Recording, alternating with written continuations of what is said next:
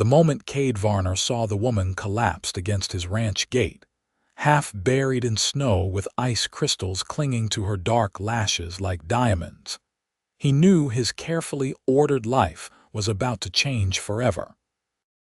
He had been checking the fence line on that bitter January morning in 1884, his breath forming white clouds in the freezing Wyoming air, when he spotted what he first thought was a bundle of rags caught against the wooden posts. Then he saw her hand, pale and trembling, reaching through the slats as if trying to pull herself forward even in unconsciousness. Cade jumped from his horse and ran through the knee-deep snow, his heart hammering against his ribs. "Madam, can you hear me?" His voice came out rough with concern as he knelt beside her, quickly assessing her condition. Her lips had taken on a bluish tinge, and when he carefully turned her face toward him, he saw the frozen tear tracks streaking down her cheeks. They had crystallized in the brutal cold, catching the pale morning light. Something about those frozen tears struck him deep in his chest, making him move faster. Without hesitation, Cade scooped her into his arms, surprised by how light she felt even bundled in her thin coat that was wholly inadequate for Wyoming winter. He settled her across his saddle and mounted behind her, holding her close against his chest as he urged his horse toward the ranch house. The woman stirred slightly, mumbling something he could not understand, and he felt a wave of relief that she was still alive. The ride back felt endless despite being only 10 minutes. Cade kept talking to her, his voice low and steady. "Stay with me now. You are going to be fine. I have got you. Just hold on a little longer." He did not know if she could hear him, but he needed to say the words anyway, as much for himself as for her. When he reached the house, Cade kicked open the front door and carried her straight to the fireplace in the main room. He had built up the fire before leaving that morning, and it still burned hot. He laid her gently on the thick rug in front of the hearth and began the careful work of warming her without causing harm. He had seen frostbite before, knew the dangers of warming someone too quickly. First, he removed her wet outer clothes, trying to be respectful while knowing speed was essential. Her dress beneath was damp but not soaked through. He grabbed every blanket he owned and wrapped them around her, then filled his kettle and set it to boil for warm drinks. While waiting for the water to heat, he gently held her hands between his own, breathing warm air onto her frozen fingers. That was when she opened her eyes. They were the color of rich honey, warm and golden despite her condition, and they stared up at him with a mixture of confusion and fear. Her lips moved, trying to form words, but her teeth chattered too hard for speech. "Easy now," Cade said softly, maintaining eye contact to reassure her. "You are safe. You were caught in the blizzard. I am Cade Varner. This is my ranch. You are inside and warming up. Can you tell me your name?" She struggled for a moment, her whole body shaking violently under the blankets. Finally, she managed to whisper, Rebecca. Rebecca Dalton." "Rebecca," he repeated, liking the way her name sounded. "All right, Rebecca, I need to get some warm liquid into you. Can you manage that?" She nodded weakly, and he helped her sit up slightly, supporting her shoulders. The kettle whistled, and he quickly prepared warm water with a bit of honey and brought it to her lips. She sipped slowly at first, then more eagerly as her body craved the warmth. "Slowly," he cautioned. "Not too fast, or you will make yourself sick." Rebecca obeyed, her eyes never leaving his face. There was intelligence in those eyes, along with pain and something else he could not quite name. As color gradually returned to her cheeks and her shivering lessened, she seemed to gather her strength. "Thank you," she finally managed to say clearly. "I thought I was going to die out there." "How did you end up at my gate in a blizzard?" Cade asked, settling onto the floor beside her, close enough to help if needed but giving her some space. "Where did you come from?" Rebecca closed her eyes briefly, and when she opened them again, They glistened with fresh tears that matched the frozen ones he had seen on her face earlier. I was on the stage from Rawlins to Monticello. The driver said we had to keep moving despite the storm warnings because we were already behind schedule. Then the blizzard hit harder than anyone expected.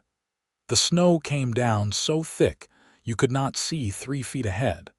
The horses panicked and the stage went off the road. Her voice broke, and Cade instinctively reached out to steady her cup as her hands began to shake again. She took a deep breath and continued. There were 4 of us passengers. The driver and his partner tried to get us back on the road, but one of the wheels had broken.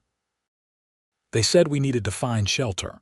We could see lights in the distance, what they thought was the town, so we started walking. She paused, sipping more of the warm drink. But the wind picked up and the snow was blinding. We got separated. I tried to call out, but the wind just swallowed my voice. I kept walking, hoping to find someone, anyone. Then I saw your gate and I tried to reach it, but my legs just gave out. The others, Cade said urgently. They are still out there. I do not know, Rebecca said, her voice breaking. I could not see them. I could not see anything. Cade stood quickly, his mind racing. I need to go look for them. The storm has passed now, but if they have been out there all night. He did not finish the sentence. They both knew what it meant. I am coming with you, Rebecca said, trying to push herself up. Absolutely not, Cade said firmly but gently. You barely survived yourself. You need to stay warm and recover. I will get my hands together and we will search the area. Can you tell me exactly where the stage went off the road? Rebecca described the location as best she could, and Cade recognized the stretch of road she meant. It was about 3 miles from his gate, which meant she had walked an incredible distance through that blizzard. The fact that she had made it at all was nothing short of miraculous. I will be back as soon as I can, he promised. There is more warm water in the kettle. The kitchen is through that door if you get hungry. Stay by the fire and keep those blankets around you. Please find them, Rebecca said, fresh tears spilling down her cheeks. Please. Cade wanted to promise her that he would, that everyone would be fine. But he had lived in Wyoming long enough to know better than to make promises he might not be able to keep. Instead, he nodded and headed out. It took him 20 minutes to gather his 2 ranch hands, Tom and Miguel, and explain the situation. They saddled fresh horses and headed out toward the location Rebecca had described. The landscape had been transformed by the blizzard. Snowdrifts stood taller than a man in places, and the usual landmarks were buried or disguised. They found the overturned stage first, nearly covered by snow. Cade's heart sank when he saw no tracks leading away from it, but then he realized the fresh snow would have covered any traces from the night before. They spread out, searching in widening circles, calling out constantly. Miguel found the first body about 100 yards from the stage, a man who had apparently tried to dig himself a shelter in a snowdrift, but had succumbed to the cold. Tom found the stage driver another 200 yards away, frozen solid. They searched for hours but found no one else. Maybe they made it to town, Tom suggested hopefully, but Cade could see in his eyes that he did not believe it.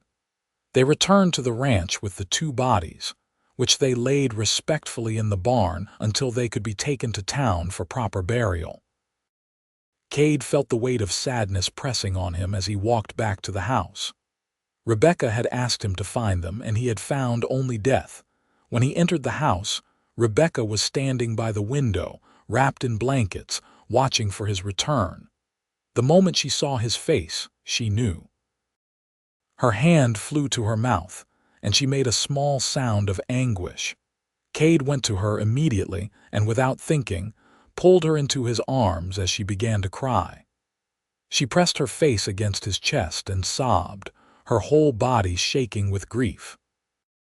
He held her, one hand stroking her hair, murmuring words of comfort that felt inadequate. "We found 2 of them," he said quietly when her sobs had subsided a bit. "The driver and 1 passenger. There may have been others who made it to town. We will check when the road's clear enough to travel safely." Rebecca pulled back enough to look up at him, her face blotchy from crying. There was a woman, older, gray hair, traveling to see her daughter, and a young man, maybe 19 or 20. I did not even learn their names. We did not talk much, and now they might be dead because we were too eager to stay on schedule. "This is not your fault," Cade said firmly, keeping his hands on her shoulders. "Storms like this kill people every winter. There was nothing you could have done." "I survived," Rebecca said, her voice hollow. "Why did I survive when they did not? I do not know," Cade admitted. "Sometimes there are no good answers, but you did survive, and that means something. You fought your way through that storm to my gate. You did not give up." Rebecca looked at him for a long moment, and something shifted in her expression. "You saved my life, if you had not found me when you did."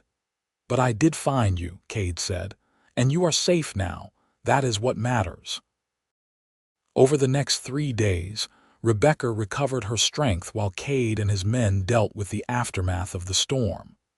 They took the bodies to Monticello, where the sheriff helped identify them and notify next of kin. The older woman Rebecca had mentioned had indeed perished. They found her body near a cluster of trees where she had apparently tried to shelter. The young man, however, had somehow made it to a line shack 2 miles east of the stage and survived, though he had lost 3 toes to frostbite. Cade brought news of the young man's survival to Rebecca, and the relief on her face was profound. "At least one of us made it," she said. "At least there is that." During those 3 days, Cade learned Rebecca's story. She was 23 years old, originally from St. Louis. She had been traveling to Monticello to take a position as a schoolteacher, answering an advertisement she had seen in a Missouri newspaper. She had no family left. Her parents had died of fever 2 years earlier, and she had no siblings. "Teaching was the only respectable work I could find that paid enough to live on," she explained one evening as they sat by the fire. Cade had moved her into his guest room, and she had proven to be pleasant company. "I always loved books and learning. The idea of teaching children seemed like a good purpose for my life." "Monticello will be lucky to have you," Cade said, meaning it. Over the past days, he had discovered that Rebecca was not only beautiful but intelligent and kind. She helped around the house without being asked, insisted on cooking meals despite his protests that she should rest, and showed genuine interest when he talked about ranching. "Tell me about yourself," Rebecca said, turning those honey-colored eyes on him. "How does a man end up with a ranch in Wyoming?" Cade leaned back in his chair, considering how to tell his story. "My father was a dreamer," he began. "He came west in 1865, right after the war ended. He had fought for the Union and had seen enough death and destruction to last a lifetime. He wanted wide open spaces and a fresh start. He claimed land here when I was just a baby, and my mother came with him, though I think she would have preferred to stay in Pennsylvania where her family was." "Is the ranch still in your family?" Rebecca asked. "It is mine now," Cade said quietly. "My father died 5 years ago when a horse threw him and broke his neck. My mother lasted another 2 years, but I think her heart was broken. They were deeply in love, those two. Even though this life was harder than anything she had known before, she never complained because she was with him." "That is beautiful," Rebecca said softly. "To love someone so much that you would follow them anywhere." "It was," Cade agreed. "But it also meant that when he was gone, she had nothing left to hold on to. I have always thought that love like that is both a blessing and a dangerous thing." "And you?" Rebecca asked. "Have you ever been in love like that?" Cade met her eyes, feeling something stir in his chest that had been dormant for a long time. "No," he admitted. "I have been too focused on keeping the ranch running. There are not many unmarried women in these parts, and those who are here usually have their pick of suitors. I guess I never seemed interesting enough." "I find that hard to believe," Rebecca said, and there was something in her tone that made Cade's heart beat faster. Before he could respond, a knock at the door interrupted them. It was unusual to have visitors, especially after dark, and Cade immediately went on alert. He grabbed his rifle from above the mantel and approached the door cautiously. "Who is there?" he called out. "Sheriff Morrison from Monticello," came the reply. "Need to speak with you, Cade, and with Miss Dalton if she is still here." Cade relaxed and opened the door. Sheriff Morrison was a bear of a man, standing well over 6 feet with a thick beard going gray. He had been the law in Monticello for nearly a decade, and Cade respected him. "Come in, Sheriff," Cade said, stepping aside. "What brings you out here at this hour?" Morrison entered, removing his hat and nodding politely to Rebecca.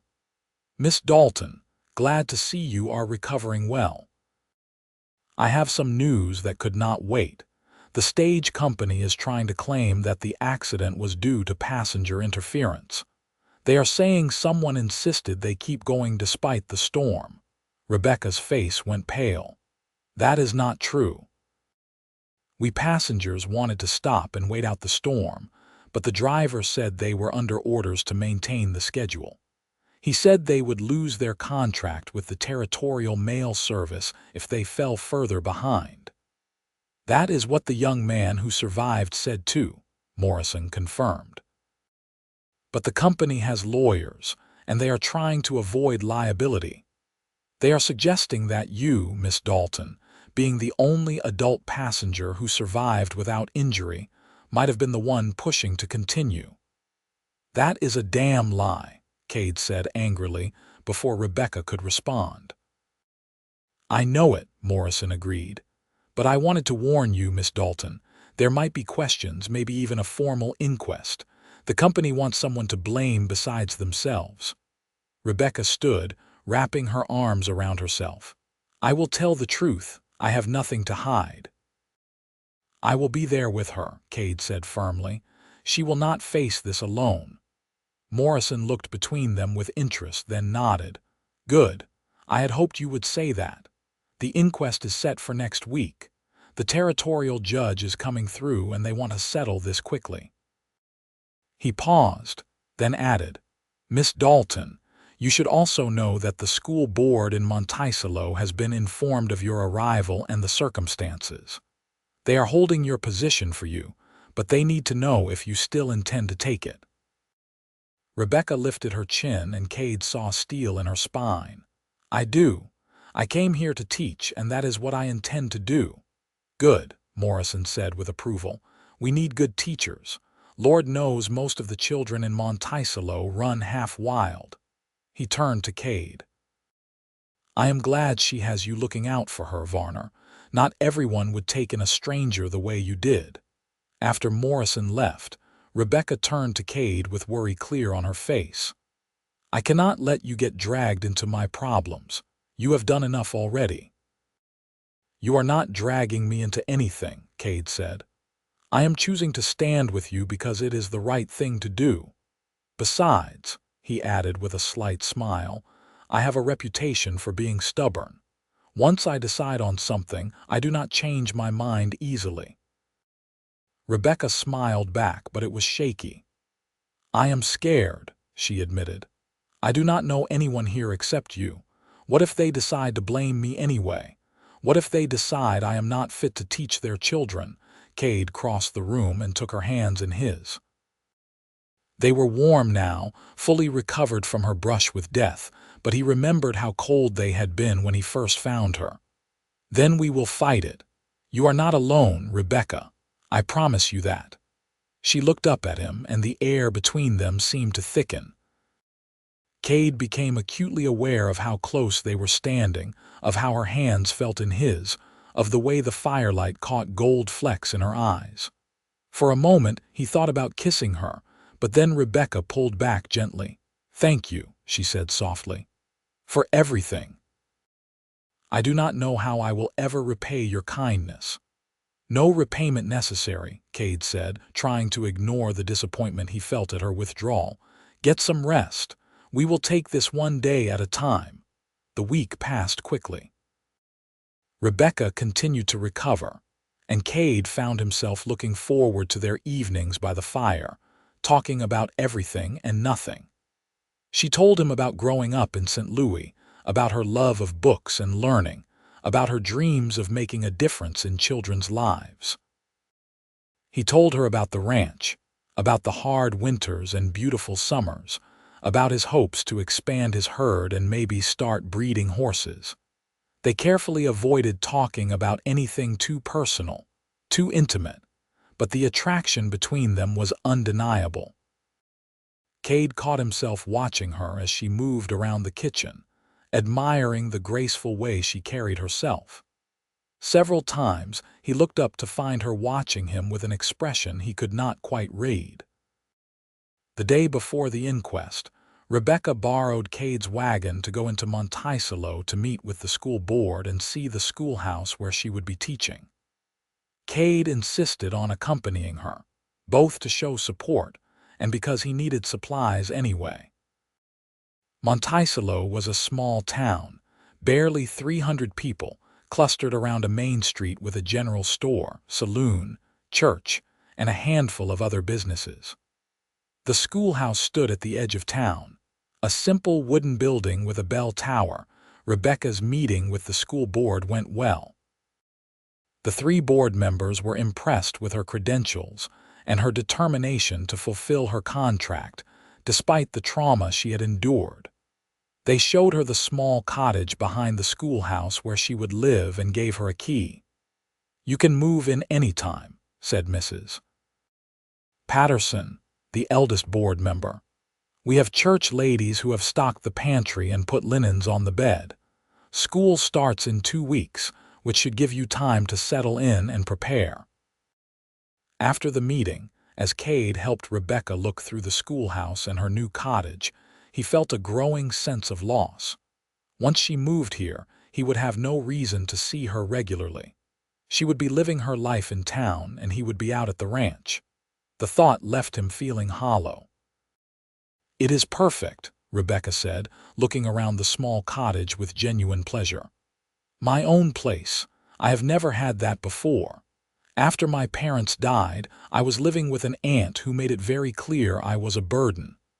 "You could never be a burden," Cade said without thinking.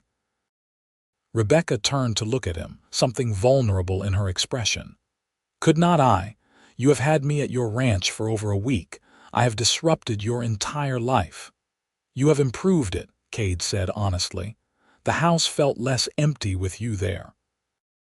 They stood looking at each other, and this time Cade did not hold back. He crossed the small room and cupped Rebecca's face gently in his hands.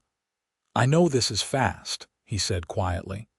"I know we have only known each other a week, but Rebecca, I need you to know that I have feelings for you." "Real feelings."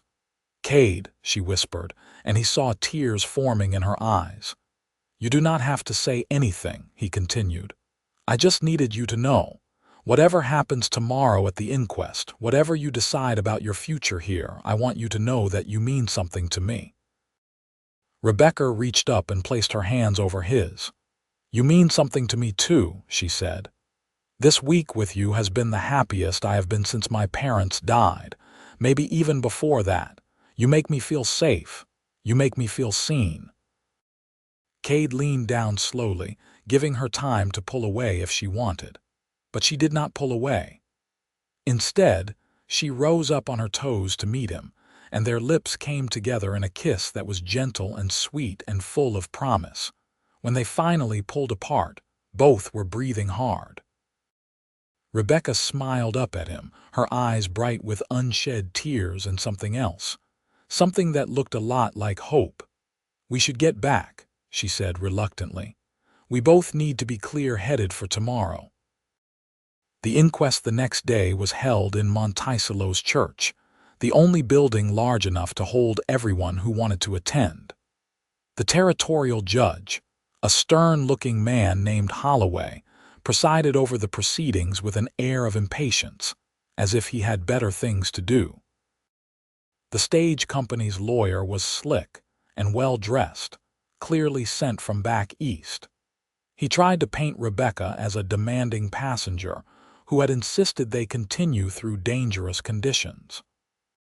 But his story fell apart when the young man who had survived, a fellow named Daniel Cross, testified that the driver had been the one pushing to continue, not the passengers. "Miss Dalton actually asked if we should stop and wait," Daniel said clearly. The driver said no, they had orders to maintain schedule. That is the truth. Sheriff Morrison testified about the condition of the stage and the evidence he had gathered. Then it was Rebecca's turn. Cade watched as she took the stand, her back straight and her voice steady despite her obvious nervousness. She told her story simply and truthfully, describing the storm, the accident, and her desperate trek through the blizzard. When she got to the part about reaching Cade's gate, her voice wavered slightly. "I remember praying," she said. "I remember thinking about my parents, hoping I would see them again. And then I remember hands pulling me up, a voice telling me to hold on. When I woke up, Mr. Varner was there, and I was warm again. He saved my life." The stage company's lawyer tried to trip her up with questions, but Rebecca remained calm and consistent. Finally, Judge Holloway called for a recess to consider the evidence. During the break, Cade stayed close to Rebecca, who was visibly shaken despite her strong performance. "You did wonderfully," he assured her. "I just want this to be over," she said. When court resumed, Judge Holloway delivered his verdict quickly. "Based on the testimony and evidence presented, I find that the stage company and its employees were negligent in their duty to ensure passenger safety. They knowingly continued into dangerous conditions against the advice of local weather warnings and against the wishes of their passengers. Miss Dalton and the other passengers bear no responsibility for this tragedy. The company is liable for all damages and will face fines for negligence." Relief flooded through Rebecca so visibly that Cade thought she might collapse. He put an arm around her shoulders to steady her, and she leaned into him gratefully. Outside the church, several townspeople came up to congratulate Rebecca and welcome her to Monticello. Cade noticed how she handled each person with grace, already showing the warmth and intelligence that would make her a good teacher. Mrs. Patterson approached them with a smile. "Miss Dalton, we are having a church social on Saturday. It would be a wonderful opportunity for you to meet more of the families whose children you will be teaching. I do hope you will come." "I would be honored," Rebecca said. Mrs. Patterson's eyes twinkled as she looked between Rebecca and Cade. "And Mr. Varner, we do hope you will attend as well. You have been a stranger to our social events for far too long." Cade felt heat rise in his cheeks but nodded. "I will be there." As they drove back to the ranch in Cade's wagon, Rebecca was quiet, lost in thought. Finally, she said, "I should probably move into the cottage tomorrow. I have imposed on your hospitality long enough." Cade felt his heart sink but knew she was right. "If that is what you want," he said carefully. "It is not about what I want," Rebecca said. "It is about what is proper. People are already talking about how I have been staying at your ranch. I do not want to damage your reputation or mine." "I do not care what people say," Cade said firmly. "But I do," Rebecca countered. "I am going to be teaching their children. I need their respect. And staying unchaperoned with a bachelor, no matter how innocent it is, will not help me earn that." Cade knew she was right, but that did not make it easier. They rode in silence for a while, then Rebecca reached over and placed her hand on his arm. "It does not mean anything changes between us," she said softly. Unless you want it to. I do not want anything to change, Cade said. Except maybe to move forward. I meant what I said yesterday, Rebecca. I have feelings for you. And I have feelings for you, Rebecca said. But we need to be smart about this. We need to do things properly, especially here. This is going to be my home and these are going to be my neighbors. I cannot afford scandal. Then we will court properly, Cade said, making a decision. I will call on you at your cottage. We will attend social events together. I will court you the way you deserve to be courted, and when the time is right, I will ask you to marry me. Rebecca sucked in a breath. You are serious. Completely, Cade said, meeting her eyes. I know it is fast. I know we have only known each other a week.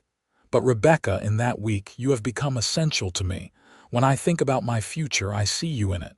I see a life together.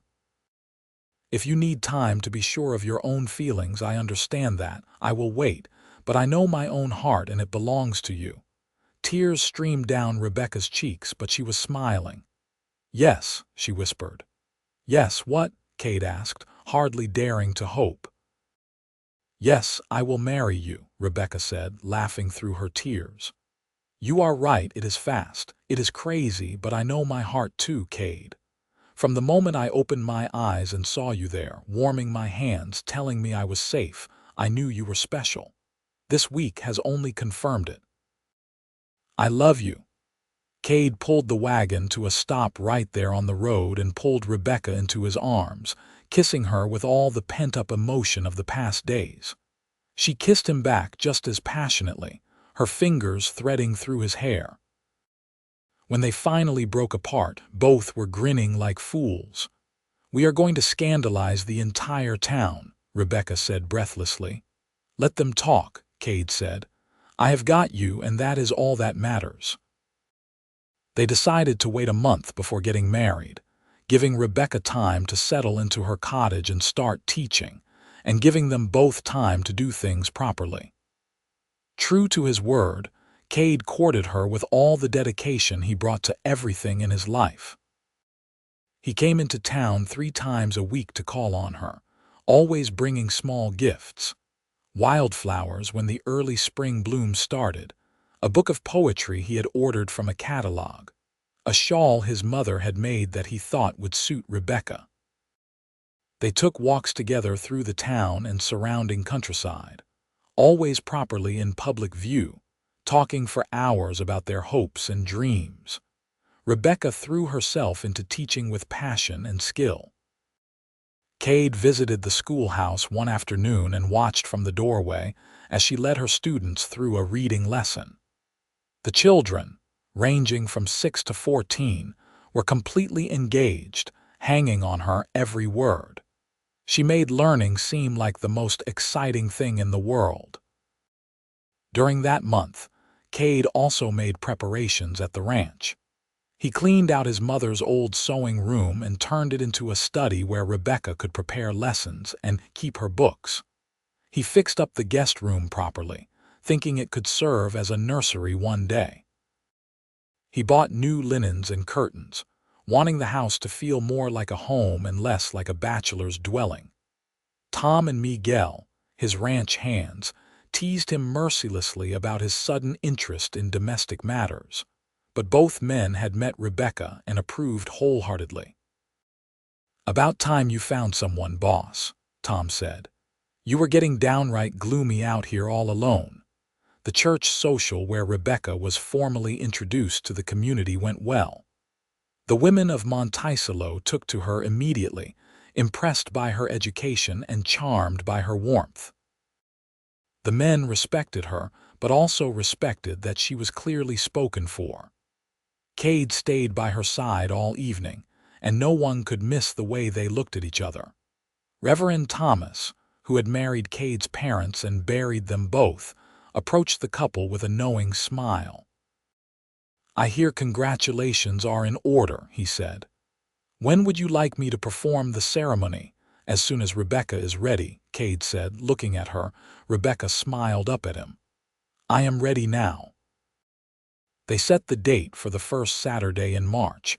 exactly 1 month after Rebecca had moved into her cottage.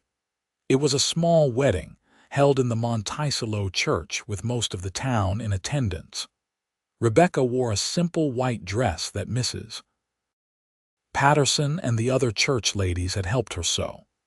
Cade wore his best suit, his hair neatly trimmed and his boots polished.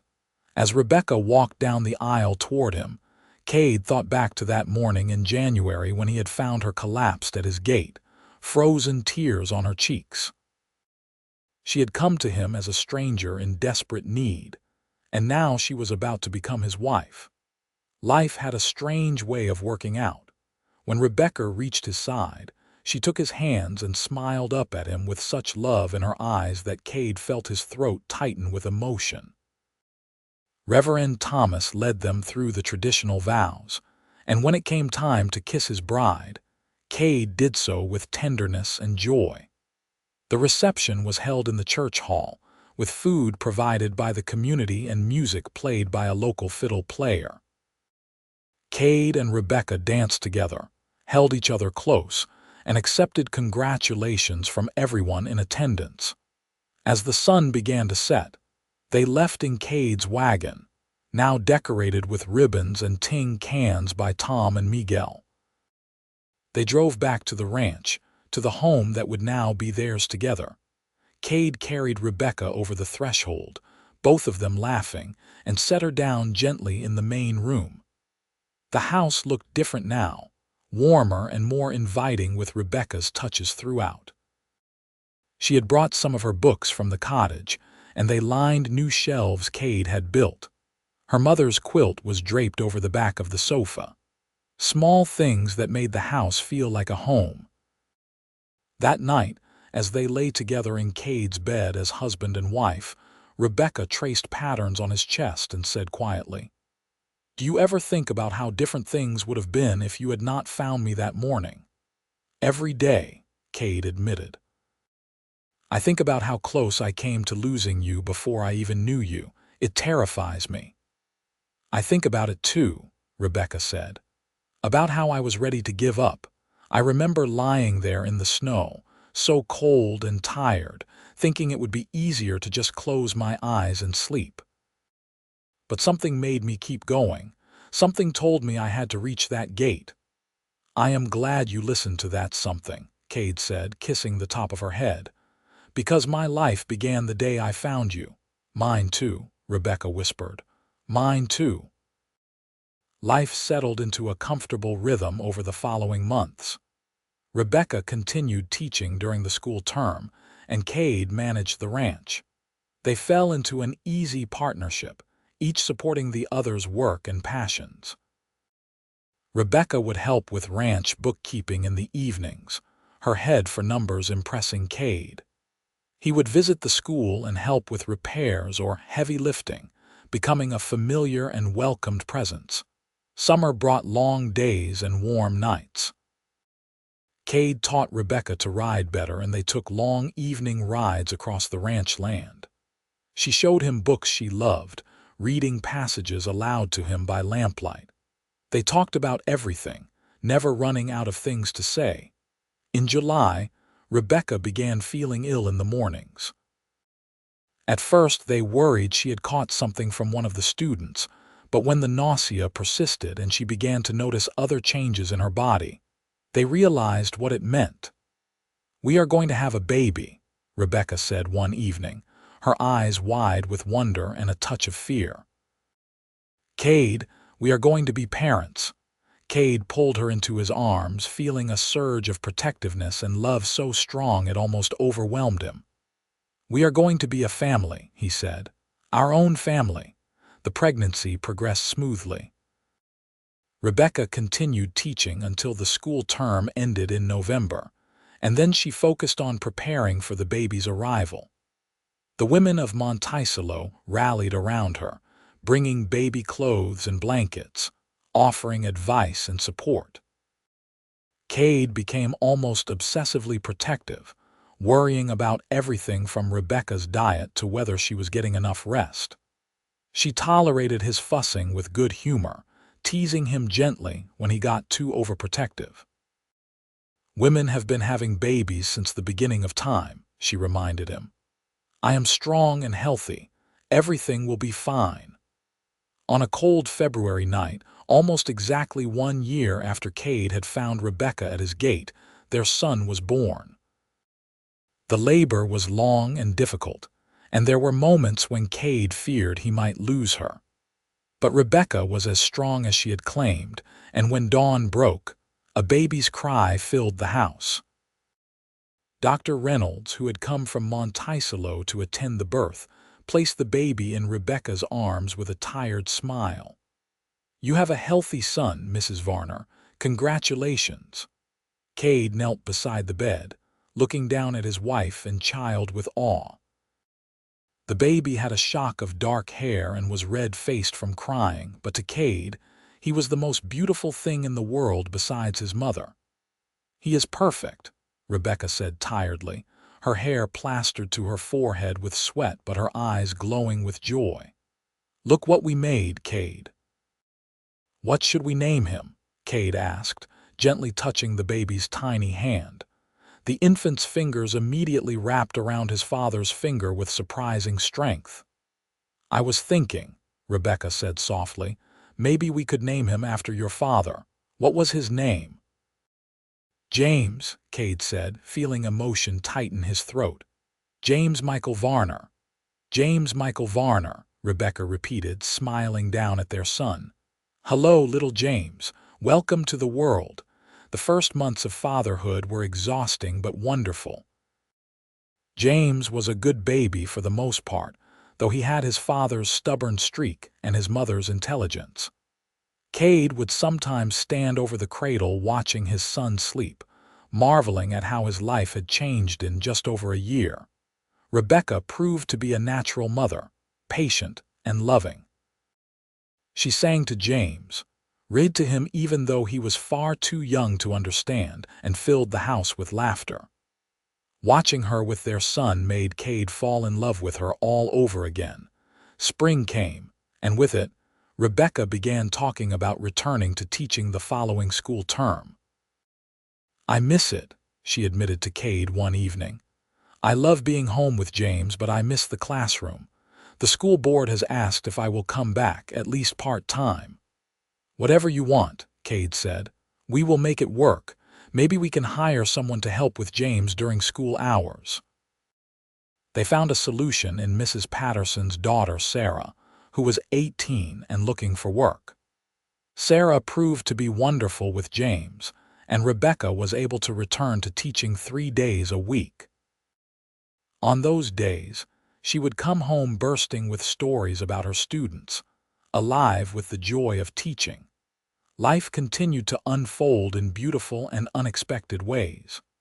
The ranch prospered, with Cade's hard work and Rebecca's business sense making it one of the more successful operations in the area. They added on to the house, creating more space as they talked about having more children. When James was 2, Rebecca became pregnant again. This time she carried a daughter, born on a warm August afternoon with much less difficulty than James's birth. They named her Clara Rose after both grandmothers. Clara was different from James from the start, quieter and more contemplative. She would watch everything with serious gray eyes, as if trying to puzzle out the world. James, now a toddler, was fascinated by his baby sister and wanted to help with everything. Gentle, Rebecca would remind him constantly as James tried to pet Clara's head or show her his toys. She is still very small. The years passed in a blur of happiness and hard work. James started attending Rebecca's school when he turned 6, and she had to be careful to treat him like any other student, though everyone could see the special bond between them. Clara followed 2 years later, proving to be an exceptional student with a particular love for mathematics.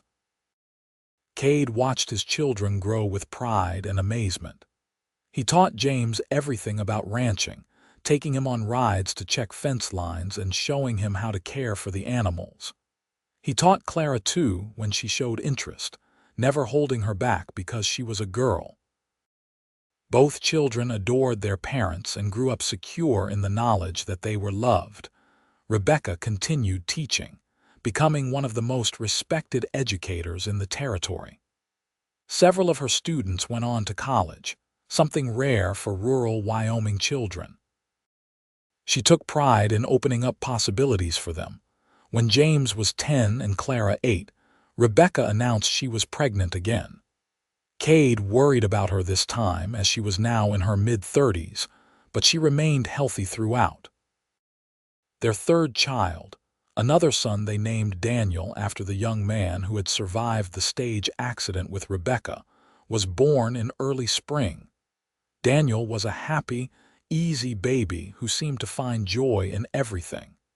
He kept the household lively with his laughter and antics. James and Clara competed to make him smile, and the house was filled with warmth and love. The years continued their steady march. Cade's hair began showing gray at the temples. Rebecca developed fine lines around her eyes from years of smiling and squinting at student papers by lamplight. But their love never dimmed. If anything, it grew stronger with each passing year, deepened by shared experiences and mutual respect. They faced challenges, of course. There were harsh winters when they lost cattle. James broke his arm falling from a horse when he was 12. Clara fell seriously ill with pneumonia at 15 and nearly died before recovering.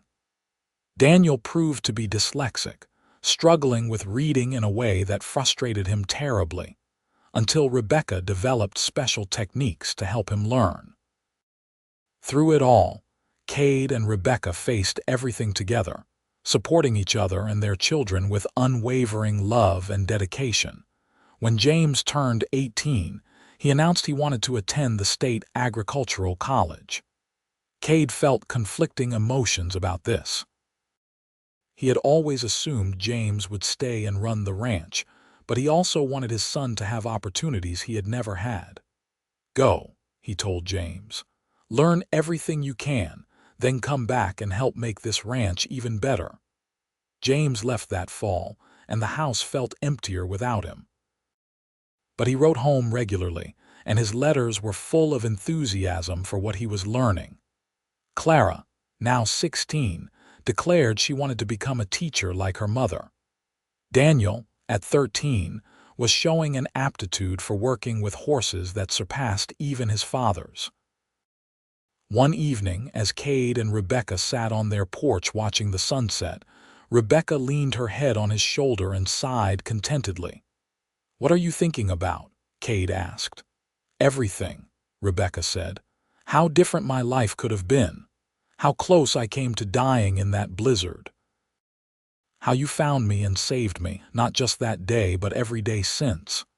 "You saved me too," Cade said. "This ranch was just a place before you. Now it is a home. You made it that." "We made it together," Rebecca corrected. "Everything we have, everything we are, we built together." She was quiet for a moment, then said, "Do you remember what you said to me that first day? You told me my frozen tears had crystallized in the cold." "I remember," Cade said. "Sometimes I think about those tears," Rebecca continued, "about how cold and scared and alone I felt.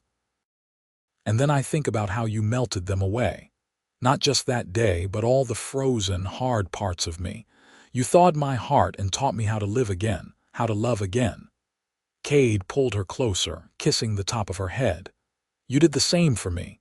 I was just existing before you came. You taught me what it means to truly live." James came home from college with honors and new ideas for the ranch.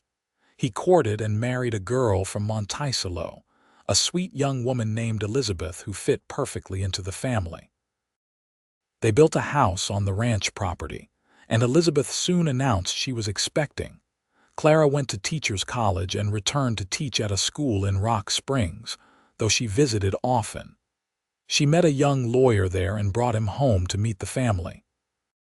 Cade approved of the earnest young man who looked at his daughter with obvious adoration. Daniel took over the horse breeding operation, developing a reputation for training some of the finest horses in Wyoming. He was still young, only 17, but showed remarkable maturity and dedication. On a bright spring morning, Cade and Rebecca became grandparents when James and Elizabeth's daughter was born. They named her Rebecca, and when the baby was placed in Rebecca's arms, she wept tears of joy. "Another generation," she said to Cade. "Our family continues to grow." More grandchildren followed over the years. James and Elizabeth had 3 children in total. Clara married her lawyer and had 2 sons. Daniel eventually married a rancher's daughter from a neighboring property and started his own family. Cade and Rebecca aged together gracefully, their love never wavering. They celebrated their 25th wedding anniversary with a party attended by what felt like the entire county. People came from miles around to honor the couple who had become pillars of the Monticello community. At the party, Sheriff Morrison, now retired and white-bearded, told the story of how he had first come to the ranch to warn Rebecca about the stage company's attempt to blame her. "I knew right then that Cade was smitten," he said with a laugh. The way he stood up for her, ready to take on the whole world. And Rebecca, she looked at him like he hung the moon. "I told my wife that night that we would be attending a wedding before long." As the years continued, Cade and Rebecca gradually stepped back from day-to-day ranch management, letting James take over while they enjoyed their grandchildren. Rebecca retired from teaching at 60, having influenced 3 generations of Monticello children. They spent their days together, taking easy rides across land that was now worked by their children and grandchildren. They sat on the porch in the evenings, holding hands and watching the sun set over the mountains.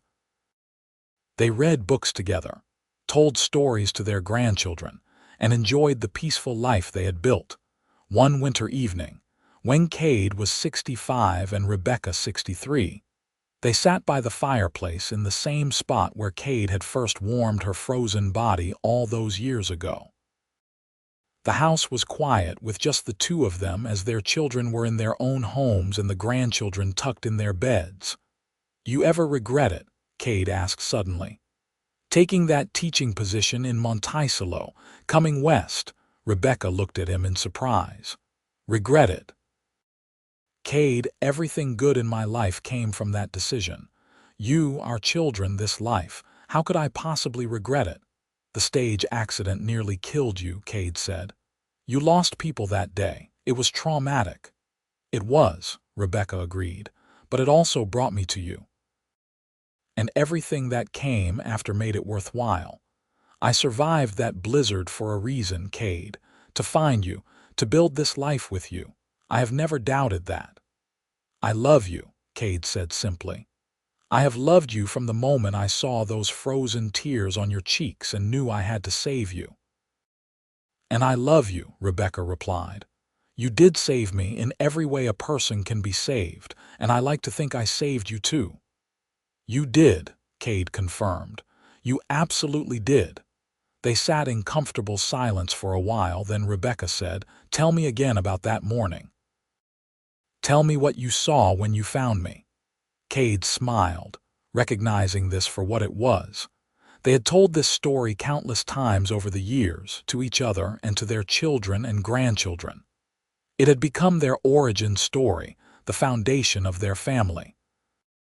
"It was the coldest morning I can remember," Cade began, falling easily into the familiar tale. "The snow was so deep, and the wind cut right through you. I was checking the fence line, not really expecting to find anything unusual. Then I saw what I thought was a bundle of rags at my gate." Rebecca settled against him, knowing every word but loving to hear them anyway. "I got closer and saw it was a person. A woman, barely conscious, half buried in snow. And then I saw your face, and even though you were nearly frozen, even though I did not know you, I knew you were someone special. I saw those frozen tears on your cheeks, sparkling like diamonds, and something in my chest just cracked open. I knew I had to save you, not just because it was the right thing to do, but because something told me you were meant to be mine. And here we are, Rebecca said softly. 40 years later, still together. Still together, Cade confirmed. Still in love. Still grateful for that blizzard that brought you to my gate. They sat together as the fire burned low, two souls who had found each other against all odds and built a life of love and purpose. Outside, snow began to fall gently, reminding them of that fateful day so long ago. But they were warm and safe inside, surrounded by memories and love, knowing that whatever came next, they would face it together as they always had. Time continued its relentless march, but Cade and Rebecca faced it with grace and gratitude, secure in the knowledge that they had lived a life well lived, loved deeply and completely, and created a legacy that would continue long after they were gone. The frozen tears of a desperate young woman had been melted away by a cowboy's kindness, and from that moment, love had bloomed and flourished, creating something beautiful and lasting. Their children grew into fine adults who carried forward the values Cade and Rebecca had instilled. James managed the ranch with skill and innovation, expanding operations while maintaining the sustainability his father had always practiced. Clara became a respected educator and advocate for better schools throughout Wyoming. Daniel's horse breeding program gained territory-wide recognition, with buyers coming from as far as Montana and Colorado. The grandchildren, now ranging from teenagers to young adults, showed the same combination of intelligence, work ethic, and kindness that characterized their grandparents. Young Rebecca, the first grandchild, wanted to become a doctor, an ambitious goal for a woman but one her grandparents supported wholeheartedly. The other grandchildren pursued their own interests with the confidence that came from being raised in a family that valued individual strengths. On their 30th wedding anniversary, the entire family gathered at the ranch for a massive celebration. 3 generations filled the expanded house and yard, with children running everywhere and adults catching up. Cade and Rebecca sat in places of honor, watching the controlled chaos with joy. James stood and called for everyone's attention. "I want to say something about my parents," he began, his voice carrying across the yard. "They taught us by example what love really means, not just the romantic kind, though they have certainly shown us that, but love as action, as commitment, as choice. Every day for 30 years, they have chosen each other. They have chosen to build something together, and look at what they have built." He gestured around at the assembled family. All of this came from a moment of kindness on a frozen morning. Dad found Mom when she needed saving, and she saved him right back. They created a home filled with love, a ranch that prospers through honest work, and a family that will carry on their legacy for generations. We are all here because they found each other, because they chose love. Everyone applauded, and Cade saw tears on Rebecca's face. He reached over and gently wiped them away, just as he had wiped away those frozen tears so long ago. "These are happy tears," Rebecca said, laughing through them. "So many happy tears." The celebration continued into the evening, with music and dancing and storytelling. The grandchildren begged their grandparents to tell the story of how they met, and Cade and Rebecca obliged, taking turns with the tale. The children listened with rapt attention, even though they had heard it many times before. "So Grandpa saved you from the blizzard," young Rebecca said when the story finished. "That is so romantic." "He did save me," Rebecca agreed, "but it was not just from the blizzard. He saved me from a life of loneliness and sadness. He gave me purpose and love and all of you. That is the real romance." As the evening grew late, the younger children were put to bed in various rooms throughout the house, while the adults continued visiting quietly. Cade and Rebecca finally found themselves alone on the porch, their favorite spot, looking out at land that had been transformed by their years of dedication. "You think we made a difference?" Rebecca asked. "Not just with our family, but in the world." Cade considered this carefully. "I think we made a difference in the ways that matter most," he said. "We raised good children who are raising good children. You educated hundreds of students and changed their lives. We built something lasting and good. That is more than most people can say." "I suppose you are right," Rebecca said. "I just sometimes wonder if I could have done more, accomplished more." "You accomplished everything that matters," Cade said firmly. "You made our house a home. You raised wonderful children. You taught multiple generations and opened up worlds for them through education. You have been a true partner to me in every way. What more could anyone want?" Rebecca smiled and squeezed his hand. "When you put it that way, it does sound pretty good." "It is better than good," Cade said. "It is extraordinary. You are extraordinary. You have always been extraordinary from that first moment when you opened your eyes and looked at me with those beautiful honey-colored eyes." They sat in comfortable silence, the kind that comes from decades of companionship, listening to the night sounds of the ranch. Somewhere a cow lowed softly. A horse whinnied in the stable. The wind whispered through the grass with the promise of another season coming. More years passed, each one a blessing. Cade's hair turned completely white and his movements became slower, though his mind remained sharp. Rebecca developed arthritis in her hands, making it difficult to write, though she refused to let it stop her from reading voraciously. They celebrated their 40th anniversary surrounded by an even larger family. More great-grandchildren had arrived, and seeing 4 generations gathered together filled both Cade and Rebecca with profound satisfaction. Daniel had taken over most of the ranch operations now, as James was also slowing down with age. The young great-grandchildren ran through the house that had been built for love, their laughter echoing through rooms that had seen so much life.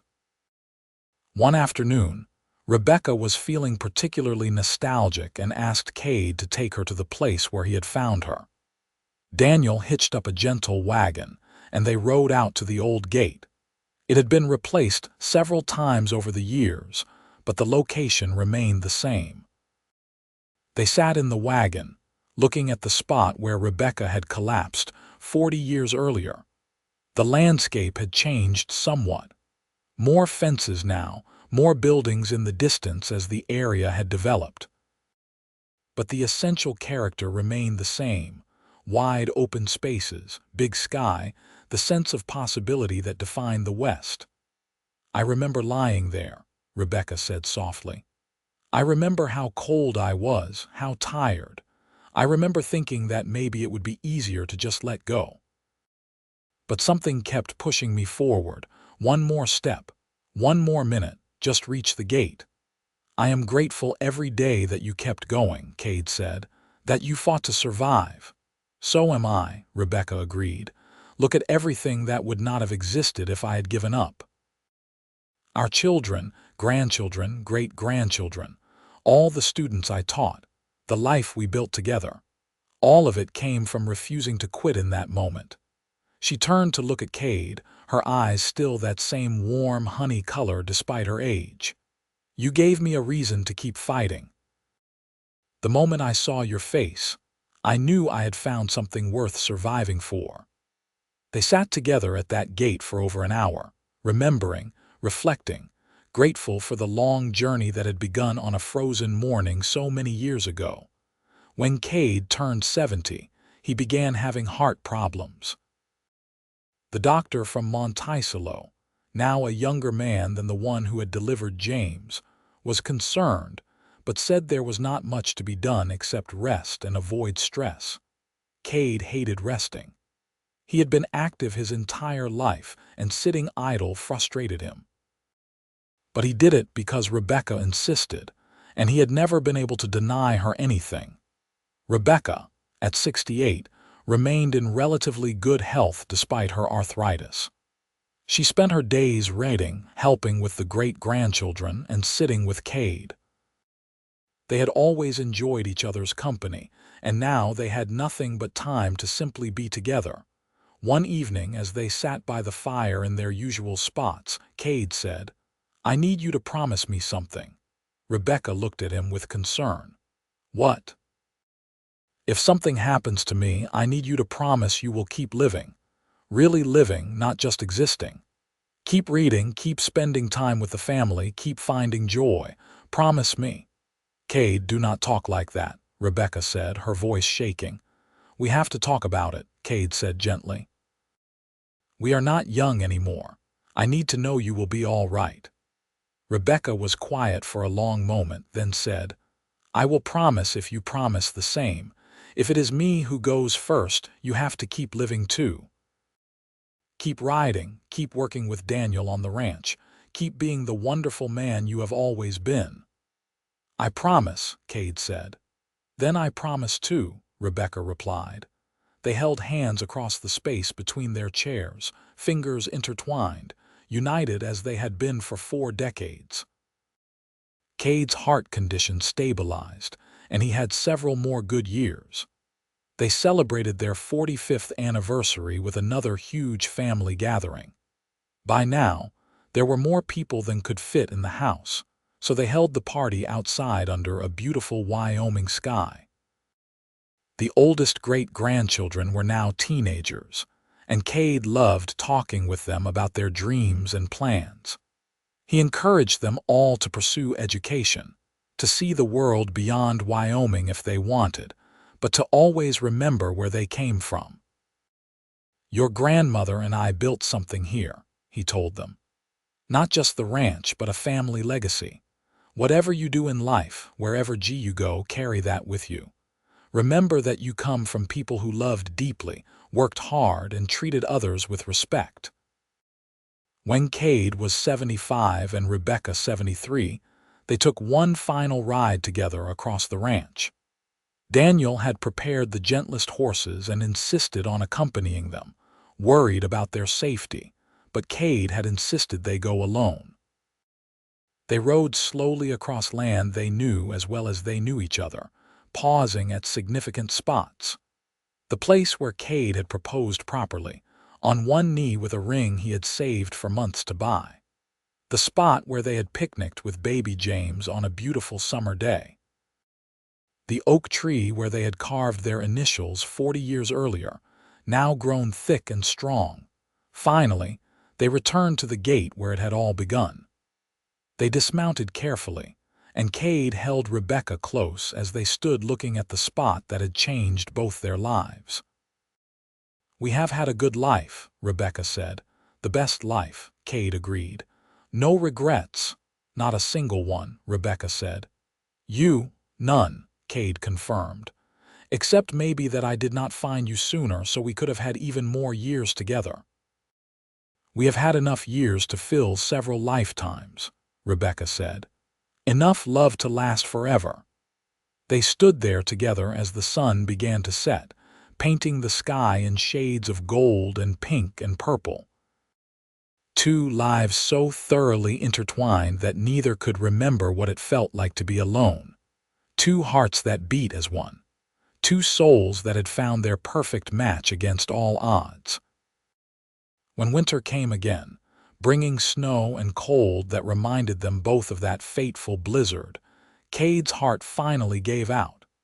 He died peacefully in his sleep, with Rebecca beside him as she had been every night for 46 years. The funeral was attended by hundreds of people whose lives Cade had touched. The ranch shut down for the day as everyone came to pay respects to a man who had been more than a rancher. He had been a husband, father, grandfather, great-grandfather, friend, and pillar of the community. Rebecca stood at the graveside, surrounded by their enormous family, and spoke about the man she had loved. "Cade saved my life on a frozen morning 46 years ago," she said, her voice strong despite her grief. "But he did more than save me that day. He gave me a reason to live. He showed me what love really means. He built a life with me that exceeded my wildest dreams. And now he is gone, but everything he built remains. This family, this ranch, this legacy of love and hard work and dedication, that is Cade's gift to all of us. True to her promise, Rebecca continued living fully after Cade's death. She missed him every moment of every day, but she found comfort in their children and grandchildren.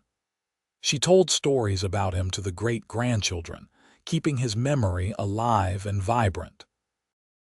She lived for 3 more years, during which time she saw 2 more great-grandchildren born, and Daniel's oldest son take over the horse breeding program.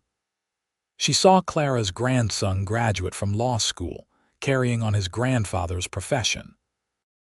She saw the ranch continue to prosper under Daniel's management, the land that Cade had loved so much remaining in the family.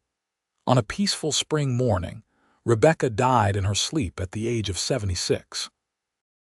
She was buried beside Cade under the oak tree, where they had carved their initials so many years ago. The funeral was even larger than Cade's had been, as Rebecca had touched even more lives through her decades of teaching. At the funeral, their eldest grandchild, young Rebecca, who was now a successful doctor practicing in Cheyenne, spoke about her grandparents. "They showed us what true love looks like," she said. "Not the fairy tale kind, but the real kind, the kind that chooses commitment every day, the kind that builds something lasting, the kind that creates ripples that extend far beyond 2 people. Everything I am, everything any of us are, comes from what they built together. That is their legacy, and it will live on through all of us." The ranch remained in the family, passed down through the generations just as Cade and Rebecca had hoped. The house they had shared and expanded over the years remained standing, filled with new generations of children and love. Years later, their great-great-grandchildren would hear the story of the blizzard and the frozen tears and the cowboy who saved the woman at his gate. They would hear about the love that grew from that desperate moment and created a dynasty. And they would understand, as each generation understood, that love like that is rare and precious, that it takes both fate and choice, both luck and commitment, that the best things in life often come from the hardest moments if we are brave enough to keep fighting, to keep reaching for that gate, to keep believing that something better waits on the other side. The story of Cade and Rebecca became family legend, told and retold, embellished and honored. But at its heart, it remained simple and true. A man found a woman dying in the snow. He brought her inside and warmed her. He melted away her frozen tears, and from that single act of kindness grew a love that shaped generations. The ranch prospered for decades more, always remaining in family hands, always carrying forward the values Cade and Rebecca had instilled. The land that had nearly claimed Rebecca's life became the foundation for a legacy of life and love that extended far beyond anything either of them could have imagined. And somewhere, in whatever lies beyond this life, 2 souls remained together as they always had been, still in love, still grateful for a blizzard that changed everything, still marveling at how a frozen moment became the spark that ignited a lifetime of warmth. Their story proved that the greatest loves often begin in the darkest moments, that sometimes being lost is the only way to be found, that a single act of compassion can change not just 2 lives, but generations yet unborn, and that the truest measure of a life is not what we accomplish for ourselves, but what we build together and leave behind for others. Cade and Rebecca's love story became more than just their own. It became a testament to the power of human connection, to the strength that comes from partnership, to the beauty that can grow from adversity. It reminded everyone who heard it that even in the coldest winter, warmth can be found, that even when we are most alone, salvation may be just beyond the next gate, and that the frozen tears of today can become the foundation for a lifetime of joy tomorrow.